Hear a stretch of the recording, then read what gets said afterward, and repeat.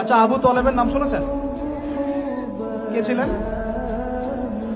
নবী সাল্লাল্লাহু আলাইহি ওয়াসাল্লামের, একটু বুঝাই, নবী সাল্লাল্লাহু আলাইহি ওয়াসাল্লামের জন্মের আগেই তার বাবা চলে যান, এতিম এতিম মুহাম্মদ সাল্লাল্লাহু আলাইহি ওয়াসাল্লাম। তার মা আমিনা 6 বছর বয়সে ইন্তেকাল করেন। সিচুয়েশন বুঝতে পারছেন? 6 বছর একটা বাচ্চার বাবাও নাই, মাও নাই। আর দাদা আব্দুল মুত্তালিব তাকে সাথে রাখেন, খুব আদর করেন, খুব মহব্বত করেন, যেখানে যান সাথে করে নিয়ে যান। তিনি নেতা মানুষ, তার পাশের চেয়ারে তাকে বসতে দেন, বলেন আমার এই নাতি একদিন সাইয়্যেদ হবে, নেতা হবে, এই কথা বলেন। তিনি ইন্তেকাল করলেন 8 বছর বয়সে। তারপরে দায়িত্ব পেলেন চাচা আবু তলেব। নাম কি? এই 8 বছর বয়স থেকে নিয়ে নবী সাল্লাল্লাহু আলাইহি ওয়াসাল্লাম নবী হয়েছেন 40 বছর বয়সে, আর মক্কায় ছিলেন 13 বছর, প্রায় 53 বছর।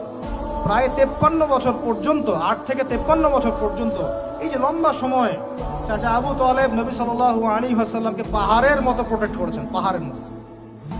পাহাড়ের পিছনে আপনি দাঁড়ালে কি বাতাস লাগবে?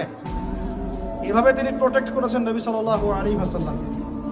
তার সন্তানদেরকে যা খাওয়াতেন তার চেয়ে ভালোটা নবীকে খাওয়াতেন সাল্লাল্লাহু আলাইহি ওয়াসাল্লাম। স্পেশাল রান্না তৈরি করে তাকে ডেকে নিয়ে বসতেন, কারণ এতিম ছেলে, মনে কষ্ট আছে, হয়তোবা সবার সামনে বলতে পারে না, আপনি বুঝেন না? তিনি এইভাবে ট্রিট করতেন। এমনকি নবী হওয়ার পরে আল্লাহর নবী সাল্লাল্লাহু আলাইহি ওয়াসাল্লামের বিরুদ্ধে পুরা সমাজ চলে গেল।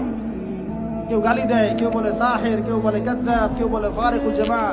মানুষ গালি গালাজ শুরু করলো, নিন্দা গীবত তহমত শুরু করলো, অর্থনৈতিক বয়কট শুরু করলো, সামাজিকভাবে বয়কট করা শুরু করলো। এমন কোনো অত্যাচার নাই যা নবী সাল্লাল্লাহু আলাইহি ওয়াসাল্লামকে করা হয় নাই। বুঝতে পারছেন কথা?